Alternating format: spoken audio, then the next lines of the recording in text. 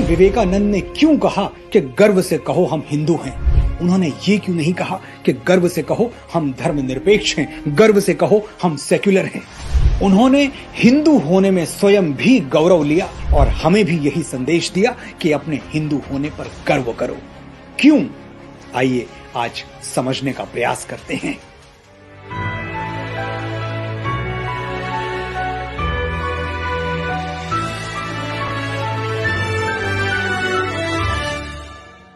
स्वामी विवेकानंद, इस नाम को किसी अनुमोदन या किसी विज्ञापन की जरूरत नहीं है। फिर भी मैं कुछ युग पुरुषों के कथन से अपनी बात शुरू करना चाहता हूं। गुरुदेव रविंद्रनाथ टैगोर कहते हैं, यदि भारत को जानना है तो स्वामी विवेकानंद को पढ़ो। महात्मा गांधी कहते हैं, स्वामी विवेकानंद जी को पढ़ने के बाद भारत के प्रति मेरी भक्ति 1000 गुना बढ़ गई। भगिनी निवेदिता कहती हैं, स्वामी विवेकानंद संघनित भारत हैं, कंडेंस्ड इंडिया। सुभाष चंद्र बोस कहते हैं, अगर स्वामी विवेकानंद जीवित होते तो आज मैं उनके चरणों में बैठा होता। जिस महापुरुष के बारे में ये सब बातें कही गई, वो क्या कहते थे जानते हैं? स्वामी विवेकानंद कहते थे, गर्व से कहो हम हिंदू हैं। सर्वधर्म समभाव में विश्वास रखने वाले विवेकानंद, भारत भूमि को दुनिया के हर धर्म की शरणस्थली मानने वाले विवेकानंद ने यह क्यों नहीं कहा कि गर्व से कहो हम धर्मनिरपेक्ष हैं, गर्व से कहो हम सेक्युलर हैं?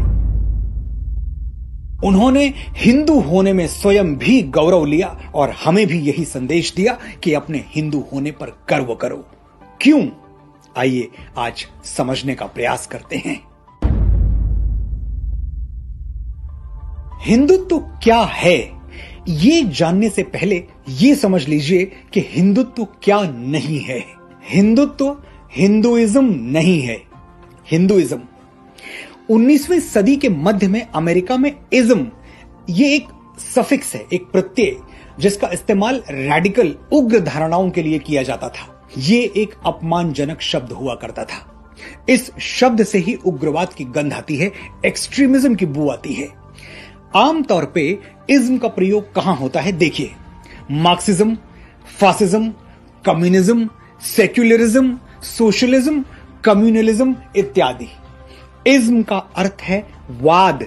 वाद यानी एक थ्योरी, एक धारणा, एक सिद्धांत जो कुछ लोग सही समझते हैं, जरूरी नहीं कि वो सबके लिए सही हो। जहां वाद है वहां प्रतिवाद भी होगा, उस धारणा का विरोध भी होगा। भारत के साथ सबसे बड़ा अनर्थ हम ये कर सकते हैं कि इंडियनिज्म की बात करने लग जाएं। भारतवाद, ये एक शब्द भारतवर्ष की पूरी अवधारणा को ही छोटा करके रख देगा। इसलिए हम इंडियननेस की बात कर सकते हैं, भारतीयता की बात कर सकते हैं, लेकिन भारतवाद जैसा शब्द कभी प्रयोग नहीं किया जाता। अब त्रासदी यह है कि बड़ी आसानी के साथ हम हिंदुत्व को ट्रांसलेट करके हिंदुइज्म लिख देते हैं। हिंदुत्व अपने आप में एक पूर्ण शब्द है, इसे किसी अनुवाद की कोई जरूरत नहीं है। हिंदुत्व हिंदूवाद नहीं है। हमारा किसी के साथ कोई विरोधाभास नहीं है, कोई झगड़ा नहीं है, हम उग्र नहीं हैं, बल्कि हम स्वयं में संपूर्ण हैं। इसलिए आज के बाद हिंदुइज्म कह के हम हिंदुत्व को छोटा नहीं करेंगे। ये बात हमें गांठ बांध लेनी चाहिए। यहां भी वही गलती हुई, धर्म को ट्रांसलेट करके रिलीजन लिख दिया गया। क्या अंतर है रिलीजन और धर्म में, ये समझते हैं। रिलीजन एक पंथ है, पूजा पद्धति, जैसे रोजा रखना, नमाज पढ़ना, सैक्रामेंट्स फॉलो करना, चर्च जाना, संडे मास अटेंड करना। ये सब किए बिना आप रिलीजियस नहीं हो सकते। क्या नमाज पढ़े बिना और कुरान पर ईमान लाए बिना कोई मुसलमान हो सकता है? नहीं। क्राइस्ट और बाइबल पर विश्वास किए बिना कोई क्रिश्चियन हो सकता है? नहीं। लेकिन भगवत गीता को ना मान के भी आप हिंदू हो सकते हैं। ब्रह्मा, विष्णु, महेश, राम, कृष्ण, दुर्गा और काली में विश्वास ना रख के भी आप हिंदू हो सकते हैं। चारवाक के सिद्धांत में विश्वास रखने वाले हिंदू ईश्वर और आत्मा को झूठ मानते हैं, किसी बात पर विश्वास नहीं रखते, लेकिन फिर भी वो हिंदू हैं। उन्हें हिंदू समाज ने अछूत या अधर्मी नहीं माना। यानी हिंदुत्व पूजा पद्धति नहीं, जीवन शैली है। और जीवन शैली ही धर्म है। धारयति इति धर्मः, जो धारण करने योग्य हो वही धर्म है। और क्या है धारण करने योग्य? मनुस्मृति में 10 तत्व बताए गए हैं जो हमें सनातनी या हिंदू बनाते हैं। धृति क्षमा दमोस्तेयम शौचमिंद्रिय निग्रह धीर विधा सत्यम क्रोधा दशकम धर्म लक्षणम। धैर्य, क्षमा, अस्तेय यानी चोरी न करना, संयम, इंद्रिय निग्रह यानी इंद्रियों के वश में न रहना, विद्या, सत्यक, शौचम यानी पवित्रता और अक्रोधम यानी क्रोध न करना। ये सब जिसके अंदर है वही हिंदू है, वही सनातनी है। क्या इन 10 तत्वों में कहीं आपको मंदिर जाना या तीर्थ यात्रा करना या किसी विशेष भगवान में विश्वास करना या किसी विशेष पूजा पद्धति का पालन करना, किसी विशेष पुस्तक का पाठ करना, ऐसी कोई भी शर्त रखी गई है? अगर ऐसी कोई शर्त रखी गई होती तो हिंदू भी धर्म ना होकर पंथ होता, रिलीजन होता। ये 10 तत्व, 10 गुण जो मैंने गिनवाए, क्या ऐसे हैं जिनका पालन किसी मुसलमान, सिख, ईसाई, पारसी को नहीं करना चाहिए? ये सद्गुण हैं, जो भी इन्हें धारण करेगा उसका भला होगा। बात इतनी सीधी सी है। इसलिए मैं बार बार ये कहता आया हूं कि हिंदू धर्म किसी के विरुद्ध नहीं है, बल्कि ये सुख शांति के साथ एक निष्कलंक जीवन जीने का मैनुअल है। धर्म की एक और झांकी देखिए। अग्नि का धर्म है जलना, सूर्य का धर्म है प्रकाश देना, वृक्ष का धर्म है फल फूल और छाया देना, पिता का धर्म अलग है, पुत्र का अलग, राजा का अलग, प्रजा का अलग, शिक्षक का अलग, विद्यार्थी का अलग। धर्म यानी अपने अस्तित्व को मर्यादित रखना। मानव मात्र का धर्म क्या है? मानवता। 11 सितंबर 1893 को स्वामी विवेकानंद ने शिकागो की धर्म संसद में हिंदू धर्म को मानव धर्म कहा था और स्वामी जी का ये एक वक्तव्य हिंदू धर्म के विशाल हृदय की, उसके अंदर निहित मानव प्रेम की, करुणा की पुरजोर गवाही देता है। संत तुलसीदास मानस में लिखते हैं, परहित सरिस धर्म नहीं भाई, पर पीड़ा नहीं सम अधमाई। यानी परोपकार से बड़ा कोई धर्म नहीं है और दूसरे को पीड़ा देने से बड़ा कोई अधर्म नहीं है। ये है हिंदू धर्म की सरलतम परिभाषा, 1 लाइन डेफिनेशन। और आसानी से समझना चाहें तो गीतकार शैलेंद्र ने एक फिल्मी गीत में धर्म की बड़ी सुंदर व्याख्या दी है। किसी के मुस्कुराहटों पे हो निसार, किसी का दर्द मिल सके तो ले उधार, किसी के वास्ते हो तेरे दिल में प्यार, जीना इसी का नाम है। मिटे जो प्यार के लिए वो जिंदगी, जले बहार के लिए वो जिंदगी, रिश्ता दिल से दिल के एतबार का, जिंदा है हमी से नाम प्यार का, कि मर के भी किसी को याद आएंगे, किसी के आंसुओं में मुस्कुराएंगे, जीना इसी का नाम है। ये विचार, सबके दुख में रोने और सबके सुख में हंसने का ये सुंदरतम सिद्धांत दुनिया को हिंदू धर्म की सबसे बड़ी देन है। जिस दिन हम पूरी तरह धर्म निरपेक्ष हो जाते हैं, हिंदू धर्म से विमुख हो जाते हैं, मानव धर्म भी हमारे हाथ से छूट जाता है। हम मानव बने रहें, इसलिए स्वामी विवेकानंद ने जोर देकर कहा, गर्व से कहो हम हिंदू हैं। 1976 से पहले हमारे संविधान में सेकुलर शब्द नहीं था। ये शब्द इमरजेंसी के दौरान जोड़ा गया, उन दिनों जब लोकतंत्र की धज्जियां उड़ी हुई थी। संविधान में अचानक 42वां संशोधन लाया गया और रातों रात धर्मनिरपेक्षता का क्लॉज जोड़ दिया गया। संविधान बनने के साथ ही यह निश्चित हुआ था कि संविधान का प्रीएम्बल कभी नहीं बदलेगा, उसमें कुछ भी जोड़ा या घटाया नहीं जाएगा। लेकिन इमरजेंसी के दौरान लोकतंत्र के सभी स्तंभ ध्वस्त कर दिए गए थे, सवाल पूछने वाली आवाजों को जेल में ठूंस दिया गया था, सब कुछ मनमाने तरीके से हुआ और हम सेकुलरिज्म का शिकार हो गए। सेकुलरिज्म का मतलब क्या है? यही कि राष्ट्रीय मुद्दों पर धार्मिक हस्तक्षेप स्वीकार नहीं होगा। इससे ज्यादा बेतुकी बात कोई और हो नहीं सकती, क्योंकि यूरोपीय देशों की तरह भारत में कभी चर्च ने पार्लियामेंट को कंट्रोल किया ही नहीं। जो मर्ज था ही नहीं, उसकी दवा दी गई, क्योंकि इसमें डॉक्टर का फायदा था, उसकी दवा बिक रही थी।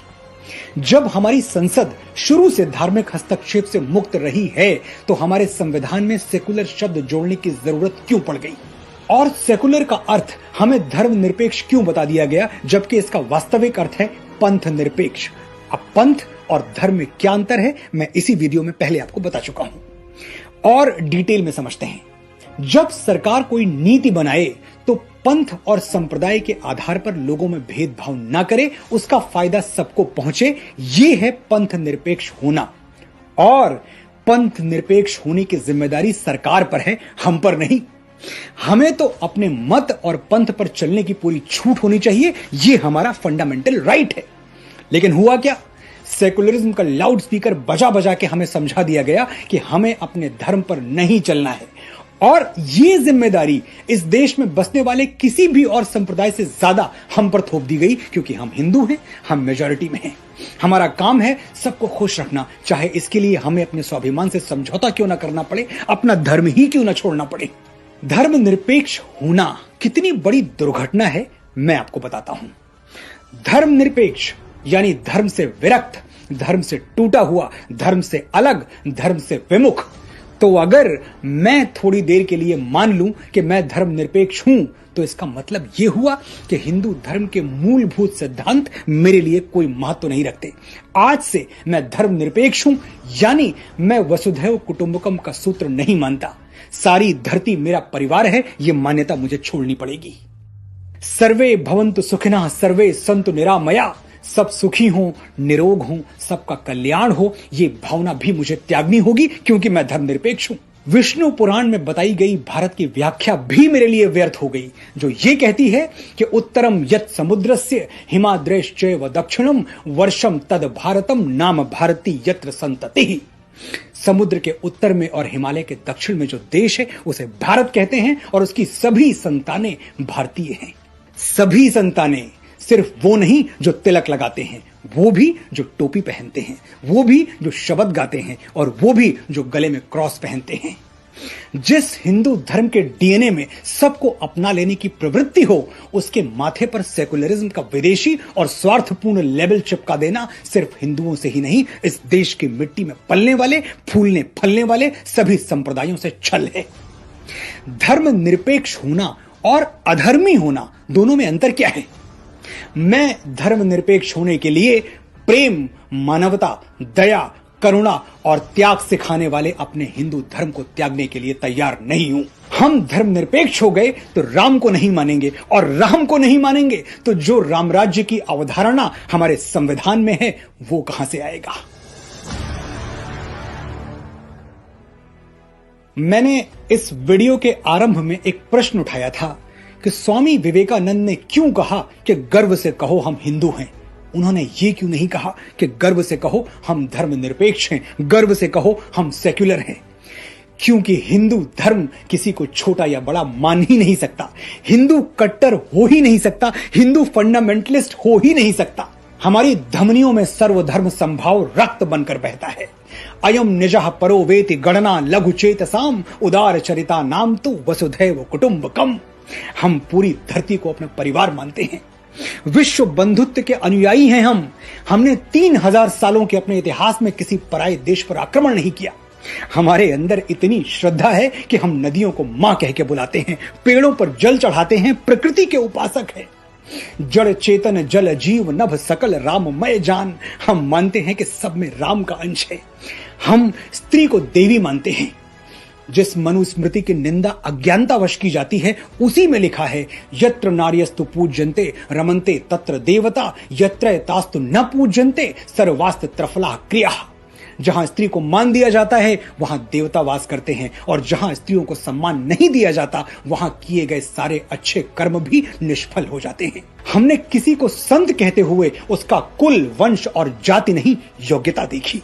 संत रैदास और संत कबीर का जन्म किन जातियों में हुआ था हम सब जानते हैं।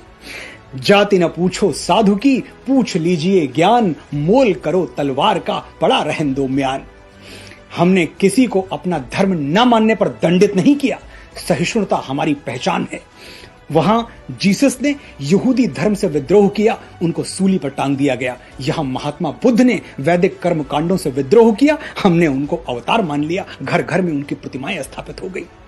हमारा चिंतन स्वतंत्र है, हमारा प्रेम सबके लिए है, हमारी बाहें सबके लिए खुली हैं। स्वामी विवेकानंद हिंदू धर्म की आत्मा से परिचित थे, इसीलिए कहते थे गर्व से कहो हम हिंदू हैं। मैं भी जीवन भर स्वामी जी का ये अमृत वाक्य दोहराता रहूंगा और रग रग हिंदू मेरा परिचय गाता रहूंगा। भारतवर्ष की जय, मेरे सनातन धर्म की जय।